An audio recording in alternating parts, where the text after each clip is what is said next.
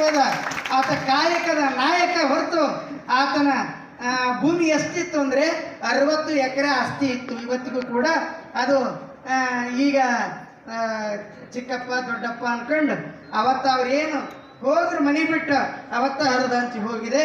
ಆತ ಅಗರ್ಭ ಶ್ರೀಮಂತ. ಅವ್ರ ಅಜ್ಜ ಕಾಯಕ ಮಾಡ್ತಿದ್ದ ಜೀವಣ್ಣ ಅಂಥೇಳಿ. ಆ ಜೀವಣ್ಣನ ಹೆಸರು ಈ ಹಡಪದಪ್ಪಣ್ಣ ತಂದೆಗೆ ಮೂಲ ನಾಮ ಜೀವಣ್ಣ ಅಂತ ಕರೆದ್ರು.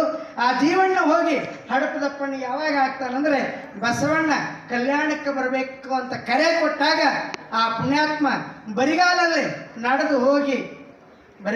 ನಡೆದು ಗಂಡ ಹೆಂಡತಿ ಹೋಗಿ ಬಂದವರ ಓಣಿಯಲ್ಲಿ ನಿಂತು ದಣಿವಾರಿಸಿಕೊಂಡಾಗ ಬಸವ ತಂದೆಗೆ ಅರಿವಾಗುತ್ತೆ ಹಡಪದಪ್ಪಣ್ಣ ತಂದೆಗಳು ಬಂದಿದ್ದಾರೆ ಅಂಥೇಳಿ ಆ ಸಾಲೋಟ ಕುದುರೆಯನ್ನು ಕಳಿಸಿ ಅಲ್ಲಿ ಮುಂದೆ ಆ ರಾಜಧಾನಿಯ ಮುಂದೆ ನಿಂತಾಗ ಅವ್ರು ಇಳಿಬೇಕಾದ್ರೆ ಇವತ್ತಿಗೂ ಅಲ್ಲಿ ಸಿಗ್ತಾವ ಉರುಬರಕ ಹಳ್ಳು. ಆ ಹಳ್ಳು ಆ ಗೊಬ್ಬೆದ್ದ ಕಾಲಿಗೆ ನಟ್ಟಾಗ ಹಾ ಅಂತಾರೆ. ಅವಾಗ ಬಸವಣ್ಣವರು ಸೂಕ್ಷ್ಮಮತಿಗಳು ಅದನ್ನು ಅರ್ಥ ಮಾಡಿಕೊಂಡು ಸ್ನಾನಕ್ಕೆ ಪೂಜೆಗೆ ಅಣಿ ಮಾಡಿ ಪುಣ್ಯಾತ್ಮರು ಆ ಔಷಧವನ್ನು ಗಾಂಟಿ ಔಷಧವನ್ನು ತಂದು ಪಾದಕ್ಕೆ ಹಚ್ಚೋಣ ನಿದ್ರೆ ಹೋಗಿದ್ದಾರೆ ಅಂತ ಹೇಳಿ ತರುವಷ್ಟರೊಳಗ ಯಾಕೆ ಬಂದ್ರಿ?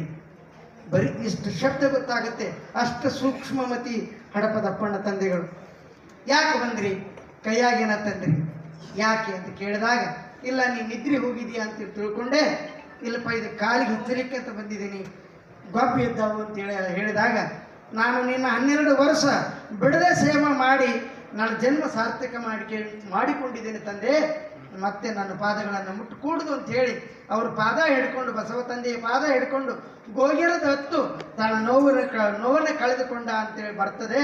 ಅವಾಗ ಹೇಳ್ತಾನೆ, ನಾನು ಬರುವ ಮೊದಲು ನಾನು ಮನೆ ಬಿಟ್ಟಾಗ ನನ್ನ ಅಪ್ಪ ಬರಲಿಲ್ಲ, ಅಮ್ಮ ಬರಲಿಲ್ಲ, ಅಣ್ಣಂತೂ ಬರಲೇ ಇಲ್ಲ, ಅಕ್ಕ ಜೊತೆಯಾಗಿ ಬಂದಾಕಿ.